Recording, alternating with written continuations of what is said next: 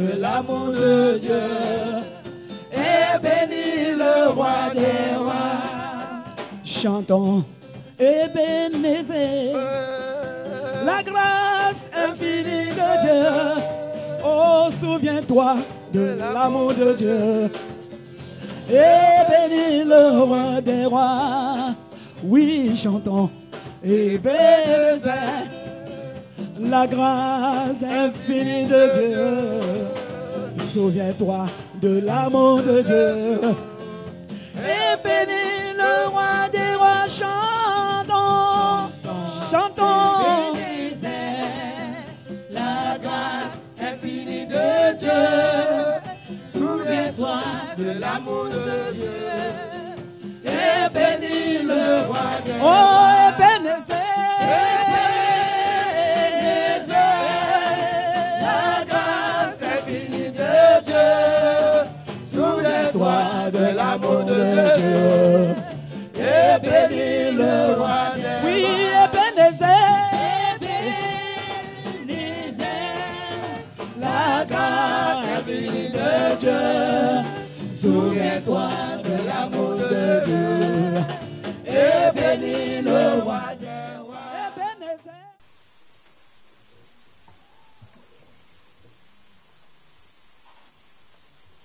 Vous qui êtes venus de Londres, soyez bénis au nom de Jésus. Voilà.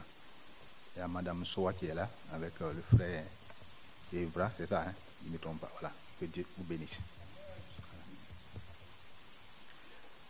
Nous sommes donc aujourd'hui dimanche, 25 décembre 2016. C'est le dernier dimanche de l'année.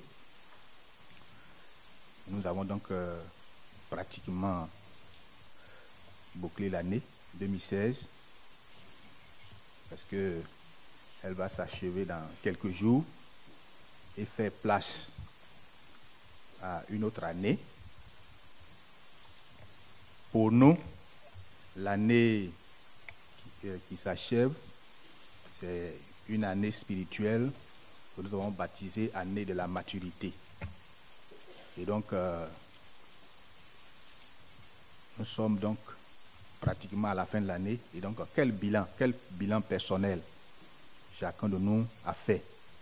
Quelle conclusion et quel est le résultat de cette année spirituelle?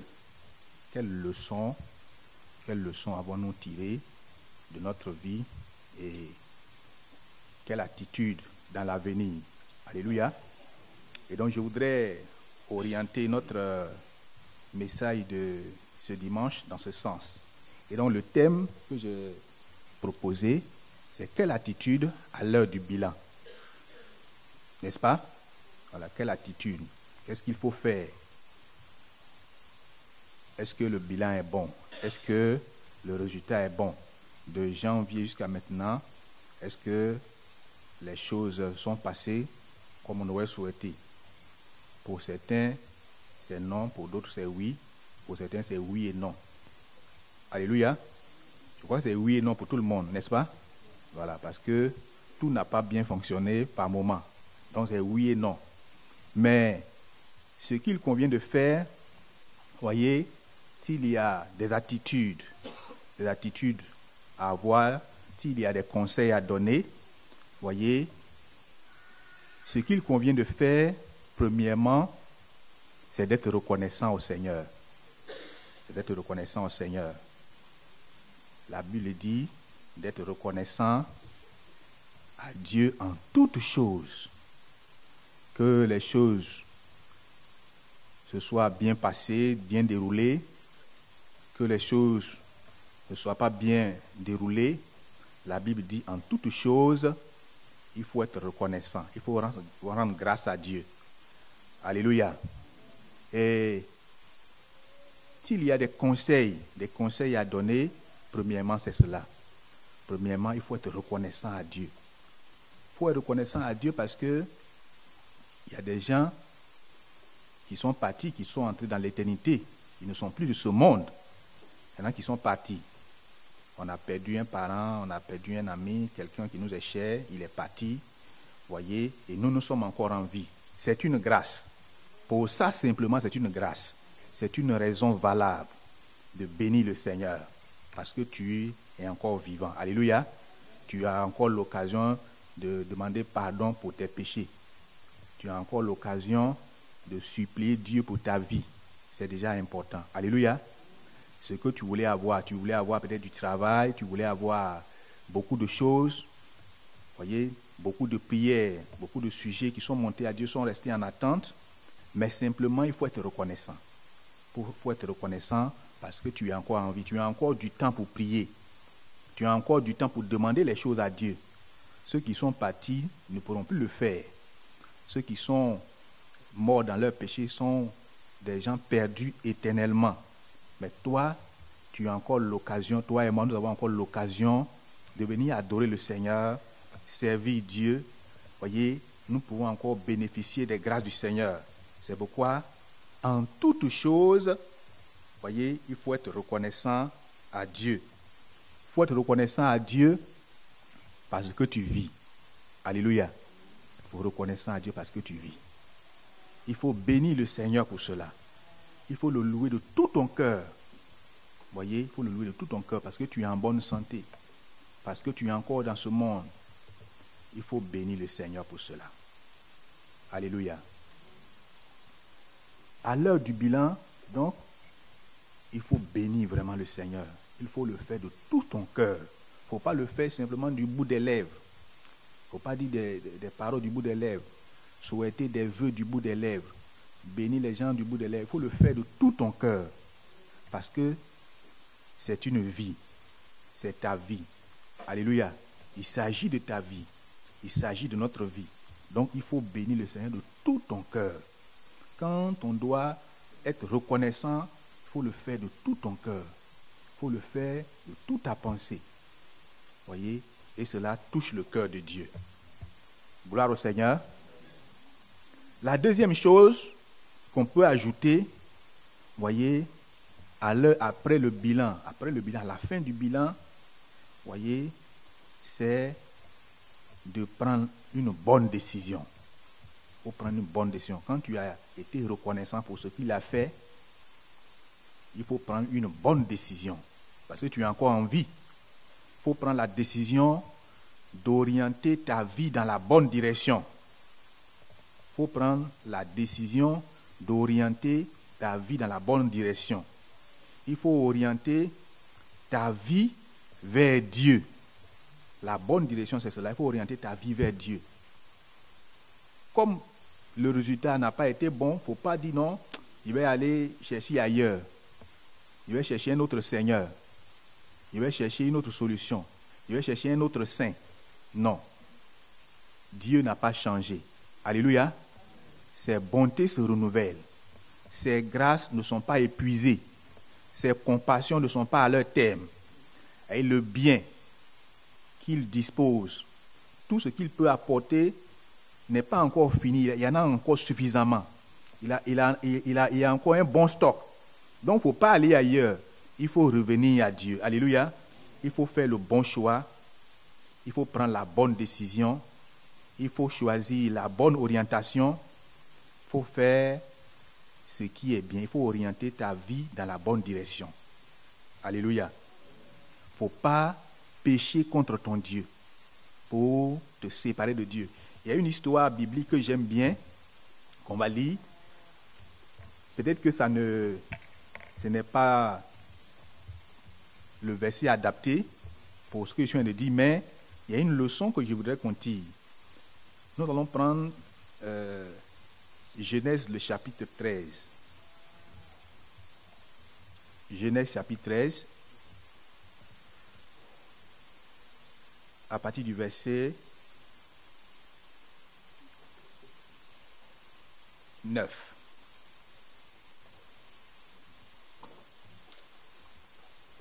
Genèse, chapitre 13, à partir du verset 9. Non, ce n'est pas là. Oui, c'est ça, oui, vas-y. Oui, autant pour moi. Que je lis. Tout le pays n'est-il pas devant toi? Sépare-toi donc de moi. Si tu vas à gauche, j'irai à droite. si tu vas à droite, j'irai à gauche. Lot leva les yeux et vit toute la plaine du Jourdain qui était entièrement arrosée. Avant que l'Éternel eût détruit Sodome et Gomorrhe, c'était jusqu'à Soar comme un jardin de l'Éternel, comme le pays d'Égypte. Lot choisit pour lui toute la plaine du Jourdain et il s'avança vers l'Orient. C'est ainsi qu'ils se séparèrent l'un de l'autre. Abraham habita dans le pays de Canaan et Lot habita dans les villes de la plaine et dressa ses tentes jusqu'à Sodome. Les gens de Sodome étaient méchants et de grands pécheurs contre l'Éternel. On peut s'arrêter là. Gloire au Seigneur. Vous voyez, il s'agit ici d'Abraham et de Lot. Vous voyez, à un moment donné, ils avaient de grands biens. Ils avaient de grands biens. Et puis, les bergers, ceux qui conduisaient le troupeau, pour pouvoir trouver à manger, donner aux animaux, c'était un peu difficile. Donc, ils ont commencé par faire des querelles, des palabres. Et donc, Abraham dit, Lot, tu es mon neveu. Ce n'est pas la peine qu'on fasse des querelles pour rien. Bon, voilà devant nous le territoire. Si tu choisis d'aller à gauche, je vais aller à droite. Si tu veux aller à droite, je vais aller à gauche. Voyez? Et donc, on l'a donné l'occasion au neveu. Voyez? S'il était quelqu'un d'autre, il avait dit, oncle, il faut faire. Il faut choisir. Mais le petit a choisi. Le petit a choisi. Parce qu'il est pressé. Et comme il a vu que du côté de Sodome, la plaine était vraiment bien, il y avait la verdure, il y avait suffisamment à manger pour les animaux, il a dit qu'il va aller vers là-bas. Il a choisi d'aller vers là-bas. Mais ce que je voulais faire retenir, c'est que le verset dit, les gens de Sodome étaient méchants et de grands pécheurs contre l'Éternel. C'était de grands pécheurs, des gens qui vivent mal, des gens méchants. Mais à côté d'eux, il y avait de la nourriture. Et il a choisi cela. Et il a choisi d'aller dans la direction où il y a le péché et en même temps les bonnes choses. Voyez? Et vous allez voir qu'à la suite, c'est à Sodome que sa famille a été totalement détruite. C'est là qu'il y a eu tous les problèmes. C'est vrai que les animaux ont mangé, mais ils n'ont pas pu sauver leur vie parce qu'ils étaient à côté des pécheurs, des gens de mauvaise vie. Ils ont voulu coucher avec ses enfants, elle a proposé ses enfants, ils ont refusé et ils ont, voyez, commis le péché avec les envoyés de Dieu. Donc, pour dire que il n'avait pas fait le bon choix. Il n'avait pas fait le bon choix. Il n'avait pas fait le bon choix. Il n'est pas allé, l'autre n'est pas allé dans la bonne direction. Voyez, c'est le choix qu'il a fait qui a déterminé le reste de sa vie. Si sa femme est morte dans cette affaire, c'est parce que le mari n'avait pas fait le bon choix. Voyez, si il a connu des difficultés après, c'est par rapport à cela. Donc, le bon choix, c'est de continuer avec le Seigneur. Alléluia. C'est de continuer avec le Seigneur. Le bon choix, après le bilan, c'est de continuer avec le Seigneur. Le bon choix à faire, c'est de demeurer en Christ. En Christ, nous sommes dans le véritable. En Christ, nous sommes dans le véritable. Voyez, si tu es déjà en Christ, il faut y demeurer. Même si les choses n'ont pas bien fonctionné comme tu l'avais voulu, mais il faut demeurer. Alléluia. Il faut demeurer, il faut orienter ta vie dans la bonne direction. Il faut demeurer en Christ. Il faut demeurer en Christ. Il faut prendre la bonne décision de continuer ta marche. Il faut continuer ta marche. Alléluia. La troisième chose,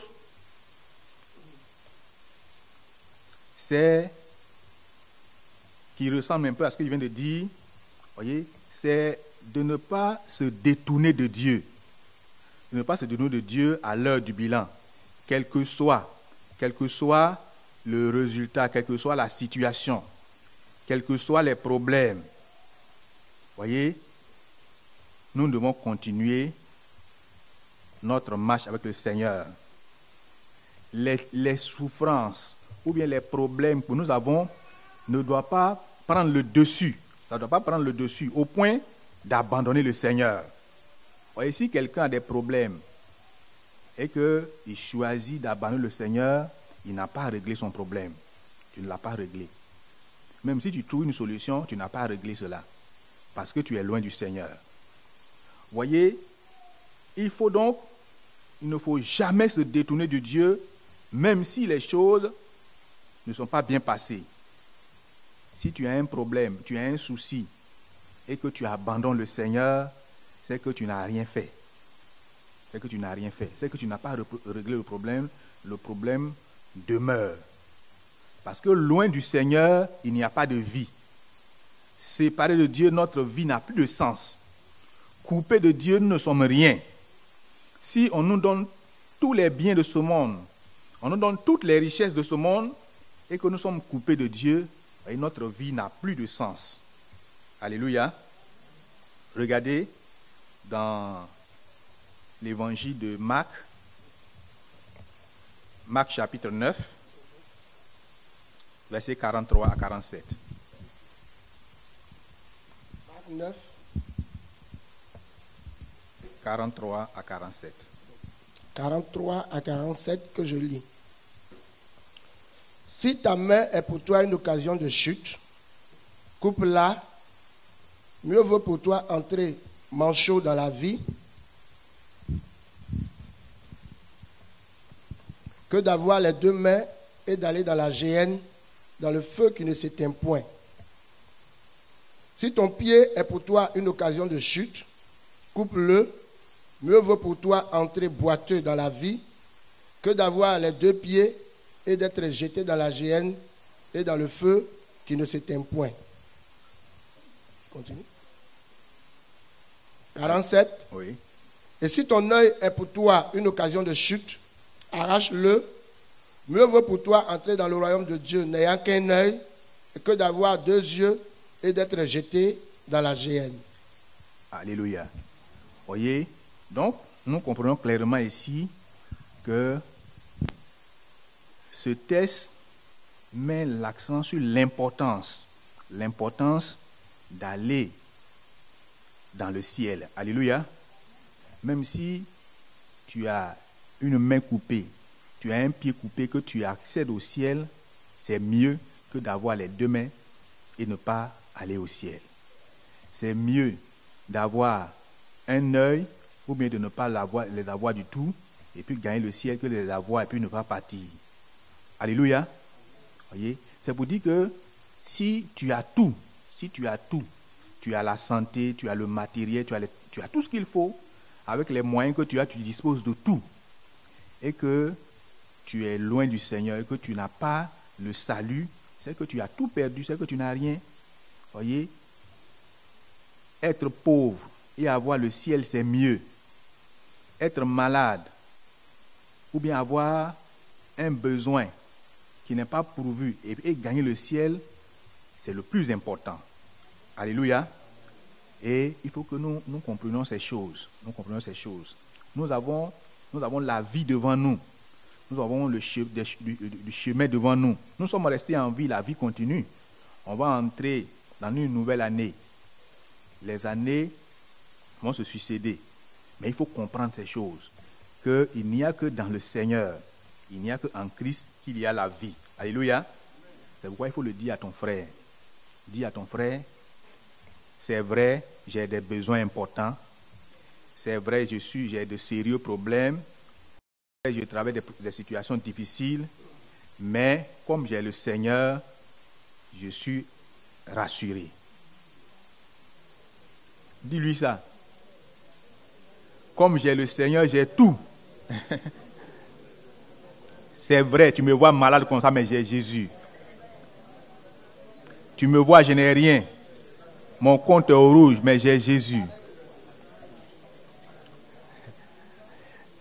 Je ne suis pas le plus riche, mais je suis le plus heureux. Alléluia. Je ne suis pas le plus important de la société, mais j'ai Jésus. Et cela me rassure. Alléluia. Donc le plus important, c'est de cela. Il faut demeurer dans le Seigneur. Alléluia. Je n'ai pas d'enfant, mais je suis heureux parce que j'ai le Seigneur. Je n'ai pas de fortune, je n'ai rien, mais je suis dans le Seigneur, je suis heureux. Alléluia. Quand on vous dit ça, souvent vous n'êtes pas rassuré. Si c'est vrai, mais vraiment, le problème est là. Non, quand tu as ces choses, lorsque tu as ces choses, il faut te réjouir. Il faut te réjouir dans le Seigneur. Quand on dit il faut te réjouir dans le Seigneur, c'est cela. Comme tu as le Seigneur, il faut te réjouir. Parce que tu as tout. Il faut te réjouir. Il faut te réjouir dans le Seigneur. Amen. Et c'est très important. Regardez, on va continuer dans ce sens. Regardez le Romains chapitre 8.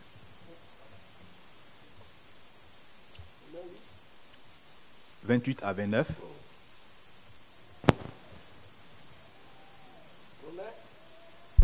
Chapitre 8, versets 28 à 29, que je lis.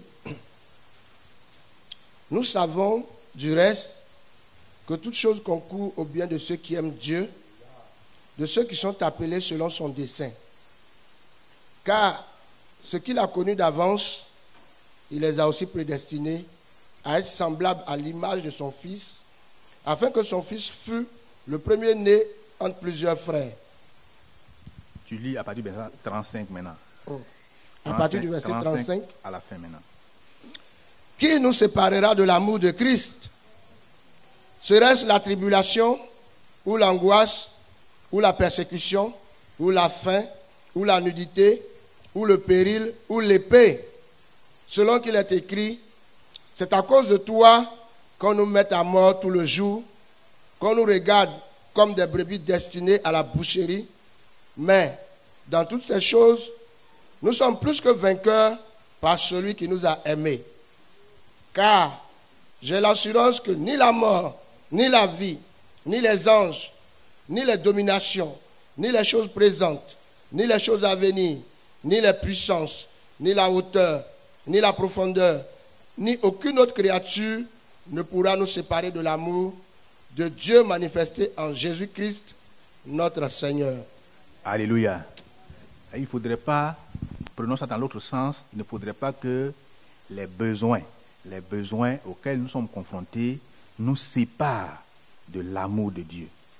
Alléluia. Il ne faut pas être séparé de l'amour de Dieu. Il ne faut pas être séparé de l'amour de Dieu parce que tu n'as rien à manger, donc tu abandonnes la main du Seigneur. Et quel Dieu on adore et puis on a faim comme ça? Quel Dieu on adore et puis on souffre? Nous sommes les derniers de la société. Et tu vas commencer par dire, il faut que j'arrête avec ce Dieu-là. C'est que tu n'as pas compris. Voyez, nous devons demeurer dans les voies du Seigneur. Et rien ne doit nous séparer de notre Dieu. Alléluia. Nous continuons notre lecture, une autre lecture dans Hébreux, le chapitre 3. Hébreux 3, versets 12 à 13. Hébreux 3, 12 à 13.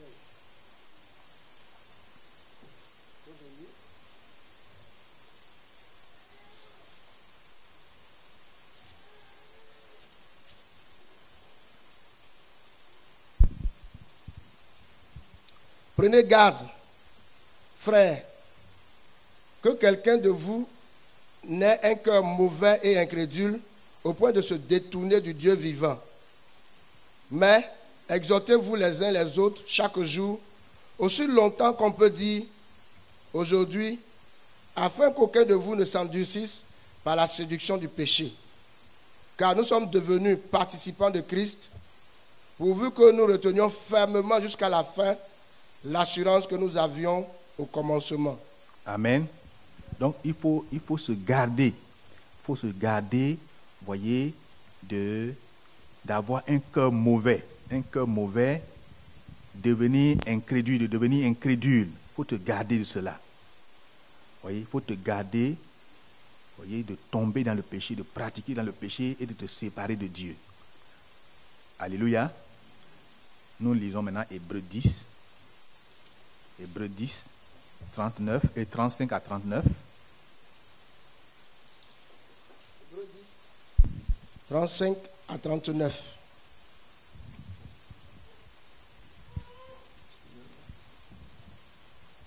Que je lis.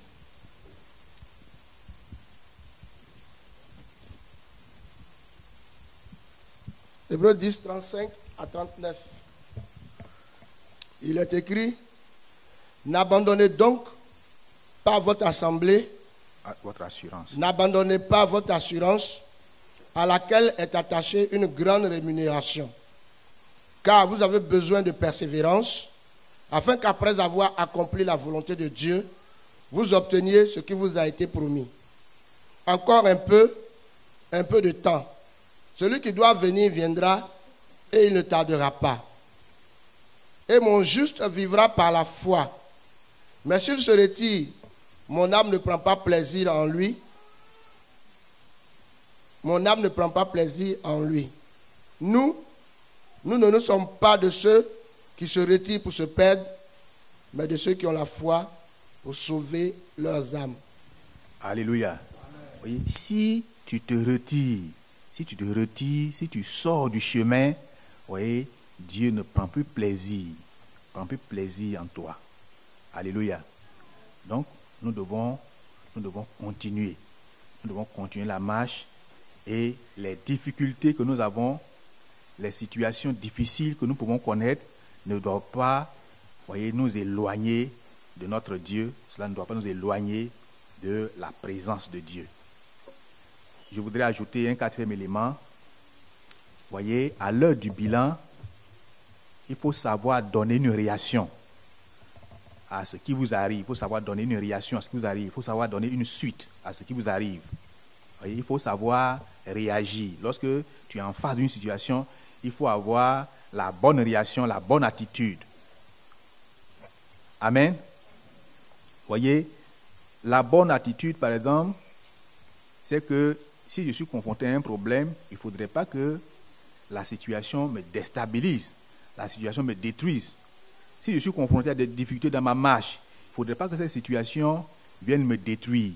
Mais ma réaction, ou bien la suite que je dois donner, c'est que, vous voyez, je me garde de me détruire du mal, mais mon attitude, vous voyez, ne me détruise pas, sur tous les plans.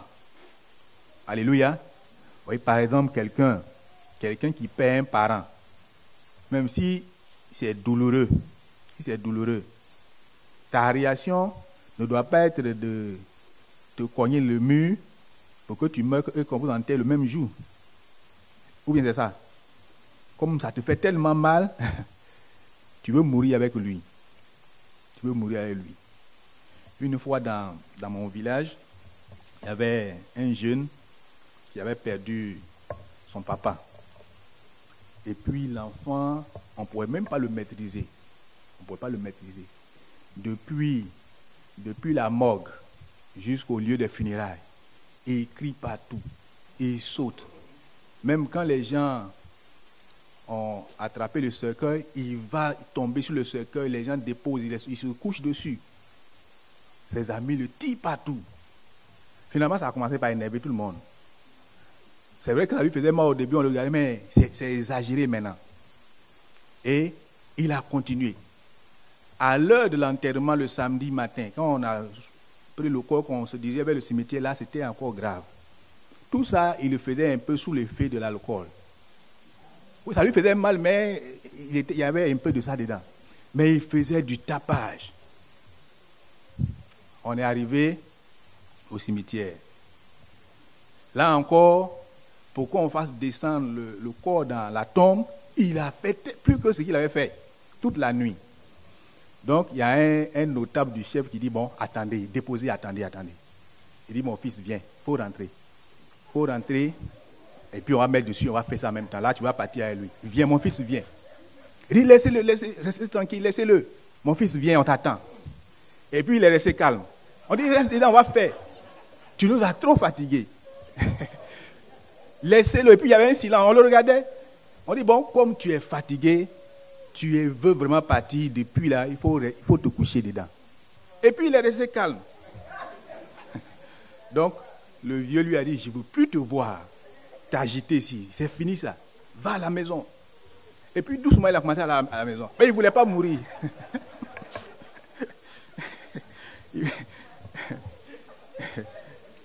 Il faisait du tapage pour rien. Donc, la réponse, la réaction, quand on a des douleurs, quand on est dans la souffrance, ce n'est pas de se suicider, N'est-ce pas? Je souffre trop, donc je vais mourir. Non, ça c'est la solution du diable pour que tu ailles en enfer. Vous voyez, je souffre tellement, et puis je souffre. J'ai dépensé trop d'argent dans cette affaire de santé. Mais il faut que je meure. Non, la mort n'est pas la solution. Si tu dois te soigner, si on doit prier pour toi, tu dois accepter qu'on prie pour toi jusqu'à la dernière seconde de ta vie. Il faut accepter ça. Si on doit continuer de te traiter jusqu'à la dernière minute de ta vie, il faut accepter ça. La décision de mourir, de prendre des médicaments et puis mourir n'est pas la solution. Donc il faut savoir donner, après un bilan, quand le bilan est négatif, il faut savoir donner une suite à ce que tu vis. Alléluia. Si je suis dans une église et que je réalise que je ne suis pas aimé, je suis victime d'injustice, la réaction que je dois donner, ce n'est pas de quitter l'église, n'est-ce pas? Ce n'est pas de quitter l'église. C'est de régler mon conflit à la personne. C'est d'aller vers la personne pour dire « Pardonne-moi » ou bien « Vraiment, je ne supporte pas ce que tu fais ». La réaction, ce n'est pas d'abandonner la main du Seigneur. Alléluia. La réaction, ce n'est pas de quitter l'église. Vous voyez, regardez cette histoire dans Exode. Exode, le chapitre 1.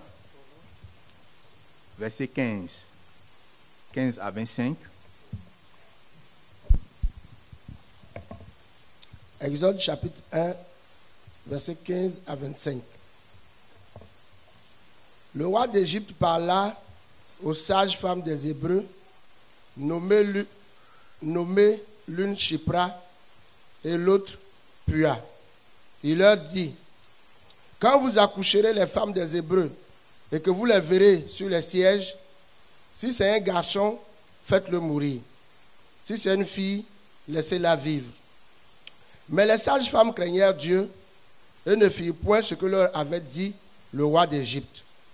Elles laissèrent vivre les enfants. Le roi d'Égypte appela les sages-femmes et leur dit, pourquoi avez-vous agi ainsi et avez-vous laissé vivre les enfants?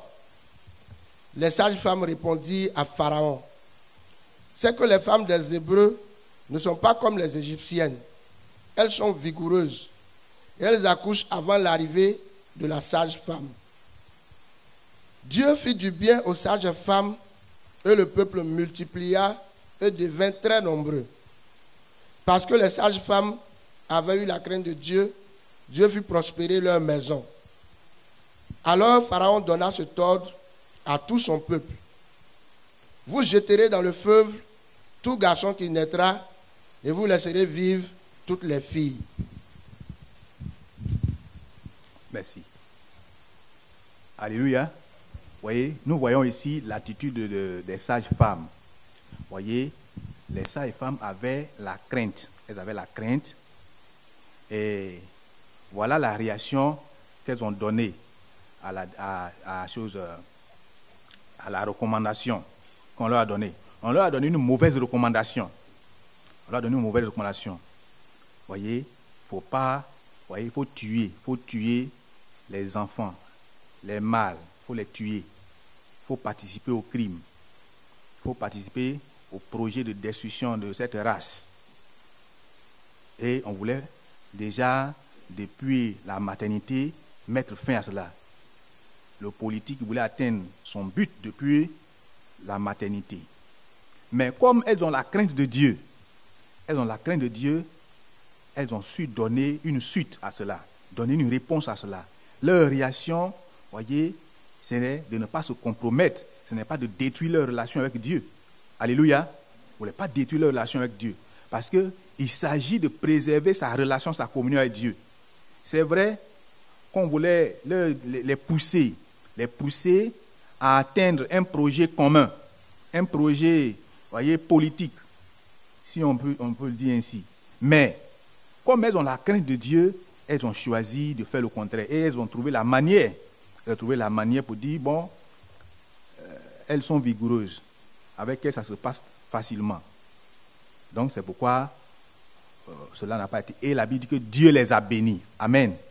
Dieu les a bénis parce qu'elles ont eu la crainte de l'Éternel. Donc, il faut savoir donner. Il faut savoir donner avoir une bonne réaction, ça va donner une bonne suite à ce qui vous arrive.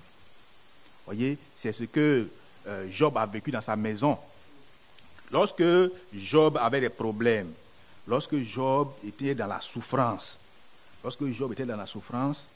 voyez, sa femme lui a dit, maudit Dieu et meurt. Voyez, mais il n'a pas accepté ça. Voyez, il a su donner une suite à cela. Voyez, en Job chapitre 2, verset 9. D'abord, oui, Job 2, verset 9 à 10.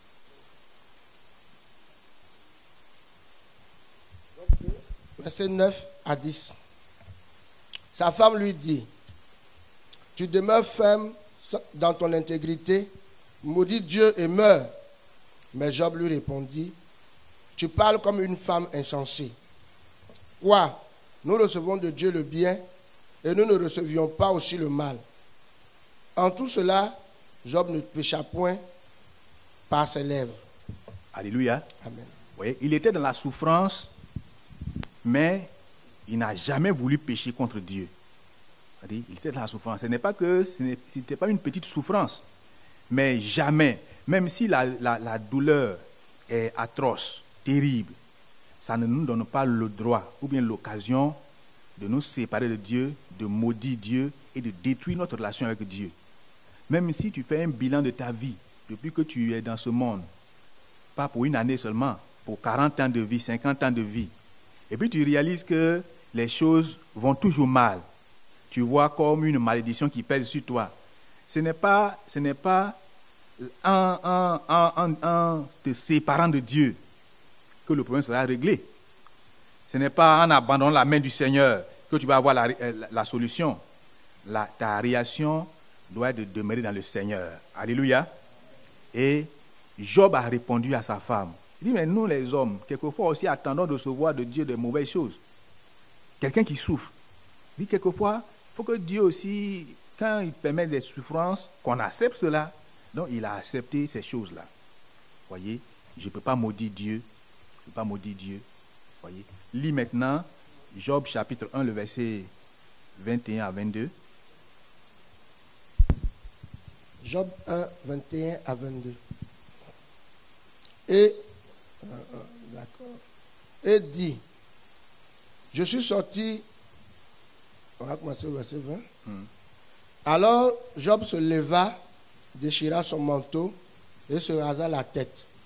Puis se jetant par terre, il se prosterna et dit, je suis sorti nu du sein de ma mère, et nu, je retournerai dans le sein de la terre. L'Éternel a donné et l'Éternel a ôté. Que le nom de l'Éternel soit béni. En tout cela, Job ne pécha point et n'attribua rien d'injuste à Dieu. Amen. Il venait de perdre toutes ses richesses. Il a tout perdu. Il a perdu et les biens et les enfants. Il a perdu toutes ces choses. Et il dit, il est venu entrer dans ce monde les mains vides. Donc il peut repartir aussi les mains vides. Je suis entré nu. Quand je venais au monde à la naissance, je n'ai pas envoyé de bœufs, je n'ai pas envoyé de troupeaux, je n'ai rien envoyé. Je suis venu vide. Il n'y avait même pas de culotte sur moi. Je suis venu nu. Il n'y avait rien sur moi. Bon, maintenant, si je dois retourner et que je n'ai rien sur moi, je rends gloire à Dieu. Alléluia. Donc là encore, il a su donner une réponse à cela. Il a tout perdu, mais la Bible dit qu'il a gardé sa relation, il n'a pas péché contre Dieu. Voyez? Aujourd'hui, dans le monde entier, les gens utilisent ça. Quand il y a un décès, l'Éternel a donné, l'Éternel a repris. C'est Job qui a dit ça pour la première fois. C'est Job qui a dit ça.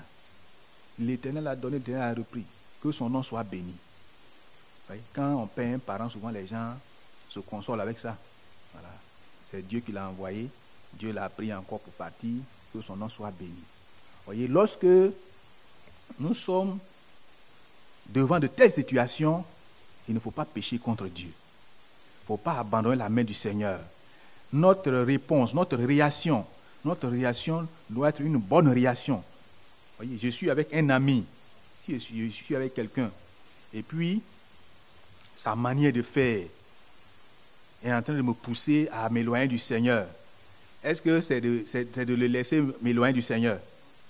C'est de quitter cette personne, c'est de lui dire d'arrêter ou bien d'aller ailleurs parce que j'ai quelque chose d'important que je dois protéger. Amen. Il y a quelque chose d'important que je dois protéger. Si je suis avec quelqu'un et puis il vit dans l'impudicité et puis je vois que ça commence par m'affecter, la Bible dit quoi? Il faut fuir, n'est-ce pas? Il faut courir. Si tu es là, tu dis bon, je vais supporter un peu, je vais résister à la tentation. Mais tu vas tomber. Tu vas dire non, c'était trop fort. Non, il faut fuir. Gloire au Seigneur. Donc, c'est cela. Si je suis confronté à des attaques, ma réaction, mais c'est de combattre les démons qui... Ce n'est pas de rester là pleurer, n'est-ce pas? Et tu pleures, les démons d'attaquent, et puis tu pleures. Est-ce que c'est la bonne réaction? Et de la nuit, tu te rends compte que tu as fait des cauchemars, tu es troublé même.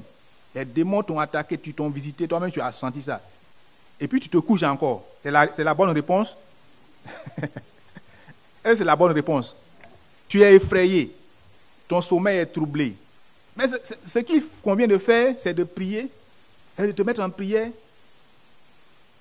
c'est de les combattre jusqu'à ce qu'ils disparaissent totalement. Ce n'est pas, vous dites, bon, il fait trop froid, tu rentres encore en bas de la couette, et puis tu refais encore le même songe, le même cauchemar, et puis tu es couché encore. Est-ce que c'est l'attitude d'un chrétien? Non, c'est de les combattre. La réaction doit être de les combattre. Lorsque tu es dans la souffrance, c'est d'interroger le Seigneur, c'est d'invoquer le Seigneur. La réaction ne doit pas être la mort, la séparation d'avec Dieu. La réaction ne doit pas être les pleurs. La réaction, ce n'est pas le bavardage. Et tu commences à bavarder seulement. Ah, pour moi, là, mon son, là, c'était trop grave.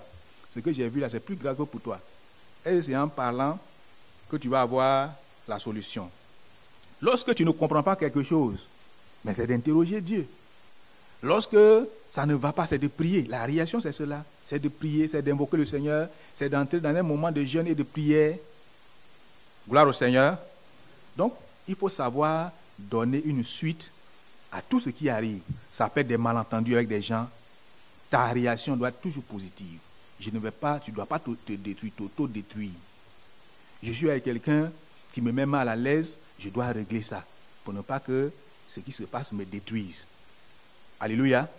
Donc, il faut se protéger. Il faut garder ta relation avec Dieu. Il faut savoir donner une suite à tout ce qui vous arrive dans la vie. Alléluia. Il y a beaucoup à dire. Le dernier point, voyez, c'est de tenir ferme. De tenir ferme, voyez, jusqu'à votre dernier souffle. Face au péché, face aux persécutions, face aux souffrances. C'est de tenir ferme jusqu'à la fin, jusqu'à votre dernier souffle. Voyez, les années passent. Les années passent. Et nous sommes encore pour le moment en vie. Il y en a qui vont vivre jusqu'en 2050, 2100. Il y en a qui vont vivre jusqu'en 2018, 2020, 2030. Nous avons encore la vie devant nous. Mais, étant devenus chrétiens, voyez, nous devons tenir face au péché. Nous devons tenir face aux persécutions qui vont venir, face aux différentes souffrances que le monde va nous imposer. Il faut tenir ferme. Voyez, les années qui vont venir ne seront pas de bonnes années. Les années qui vont venir ne seront pas de bonnes années. Souvent on dit vraiment 2017 n'a pas une bonne année. 2017 ne sera pas meilleur à 2016. 2018 ne sera pas meilleur à 2017. 2019 ne sera pas meilleur à 2018. 2030 ne sera pas meilleur à 2016. Ce n'est pas moi qui invente cela. C'est biblique. Ça fait partie des prophéties bibliques. Le monde va se dégrader. Les choses vont aller de mal en pis. Les choses vont changer. Les hommes autour de nous vont avoir de mauvaises vies. Le péché sera autour de nous. Voyez? Par moment, on va créer telle chose, ça va améliorer notre condition de vie pour un temps. On va toucher à telle chose pour que ça nous donne un peu de joie, pour qu'on puisse supporter un peu dans la vie. Mais les choses ne seront pas bien. Ça ne sera jamais le paradis sur terre. Au contraire, les choses difficiles vont venir. Alléluia. Voilà. Je ne vous dis pas qu'il ne faut pas bénir les gens comme la souffrance qui va venir. Il faut attendre en même temps. Non, non, non. Mais je suis en train de vous dire que nous sommes en vie et il y a des situations auxquelles nous serons confrontés. Chacun a son temps. Chacun au moment indiqué pour lui. Chacun va faire face au péché. Chacun va faire face à la souffrance. Chacun va faire face à la maladie. Tu auras à faire face à des persécutions dans la vie pour le temps qui vient devant toi. Mais il faut tenir. Alléluia. Il faut tenir. Il faut résister. Il faut résister jusqu'au sang. On va aller en 2017. Ça peut être l'heure pour toi d'affronter le péché. Ça peut être l'année pour toi où tu dois affronter des choses difficiles. Il faut tenir. Alléluia. Il faut tenir. Si pour toi n'est pas venu en 2017, pour toi va arriver en 2018 ou bien en 2019. Mais quoi qu'il arrive, quoi que cela arrive maintenant, ou bien dans 2 ans, dans 3 ans, dans 10 ans, dans 15 ans, il faut tenir. Amen. Il faut tenir, il faut résister. Il faut résister jusqu'à ton dernier souffle. Il va avoir autour de nous de mauvaises choses. La Bible dit que dans les derniers temps, les gens seront méchants, cruels. Donc, les gens vont vivre la cruauté, la méchanceté. Il va y avoir un grand désordre autour de nous. Ce qu'on ne veut pas voir, on va voir ça. Ce qu'on ne veut pas entendre, on va entendre ça. Ce que notre cœur n'accepte pas, les gens vont nous présenter ça. Et puis ton cœur saigne. Mais à côté de ça, face à cela, il faut tenir. Amen. Il faut résister. Il faut résister en demeurant dans les voies du Seigneur. Il faut résister. Il faut résister en demeurant dans les voies du Seigneur. Il va y avoir des temps de persécution. Quelqu'un va se présenter pour te dire, il faut choisir entre Jésus et autre chose, et la mort. Voici mon kalash, voici mon pistolet. Donc tu choisis de mourir maintenant ou tu continues avec Jésus. C'est là maintenant qu'il faut faire faut décider, n'est-ce pas? Voilà. C'est là maintenant qu'il faut choisir. Il faut choisir soit qu'il tire sur toi et que tu meurs, ou bien tu dis bon, je renie Jésus. Ou bien je l'accepte. Et puis, il va finir avec toi. Alléluia. Ce sont des choses comme ça qui arrivent. Ce sont des choses comme ça qui arrivent. Persécution même dans le foyer, persécution dans la maison, dans la famille, voyez, dans la société, ça va arriver. Ton mari ou bien ta femme va te dire, il faut choisir. Il faut choisir entre moi et l'église. Il faut choisir entre moi et le pasteur. Et il faut choisir, n'est-ce pas? Il faut choisir entre ces choses-là. Il faut choisir. Tu choisis de l'écouter, d'écouter le pécheur qui est avec toi. Vous allez vivre 10 ans, 15 ans, et puis c'est fini. Et puis après, c'est fini. Tu choisis d'écouter Dieu et Dieu va te bénir. Amen. Donc, préparons-nous à ces choses. Donc, s'il y a des attitudes, s'il y a des réactions à avoir, des comportements à avoir, s'il y a des conseils à donner, à l'heure du bilan, c'est cela. Il faut orienter sa vie dans la bonne direction. Il faut manifester la reconnaissance. Il ne faut jamais se détourner de Dieu. Il faut savoir donner une suite à tout ce qui vous arrive et tenir ferme. La Bible dit de résister jusqu'au sang. Il faut résister jusqu'au sang. Voyez, beaucoup de situations vont se présenter. Mais ce que nous devons préserver, c'est notre relation avec Dieu, notre communion avec Dieu. Si nous demeurons dans les voies du Seigneur, c'est que nous avons bien fait. Si nous demeurons attachés au Seigneur, c'est que nous avons fait le bon choix. C'est que nous avons gagné. Et ce sont ces paroles que je voudrais vous laisser en ce dernier dimanche de l'année 2016. Vous voyez, durant toute l'année, on a beaucoup parlé, n'est-ce pas? Je vous ai toujours parlé. J'ai toujours dit ce qu'il faut dire. Et ce que je viens de dire vient s'ajouter. pour qu'on puisse boucler l'année. Ce ne sont pas des paroles pour ce dimanche seulement. Ce sont des paroles pour le reste de notre vie. Ce sont des paroles pour le reste de notre vie. Demain, en 2017, en 2018, jusqu'en 2030, 2040, 2100, ces paroles que tu viens d'entendre doivent te servir. Partout où tu seras, que tu quittes la France pour aller ailleurs, ces paroles doivent t'accompagner. Quelle doit être ta réaction quand tu as fait un bilan de ta vie et que tu réalises qu'il y a encore des choses, tu as des problèmes, tu as des difficultés? Dans un premier temps, il faut bénir le Seigneur. Il faut être reconnaissant au Seigneur pour ce qu'il a fait. Répands-toi et puis fais le bon choix.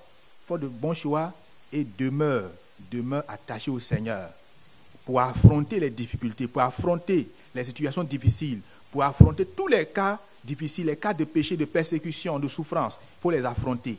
Et il faut triompher de ces choses. Alléluia. C'est celui qui persévérera jusqu'à la fin qui sera sauvé. Celui qui persévérera jusqu'à la fin sera sauvé. Que le Seigneur nous bénisse.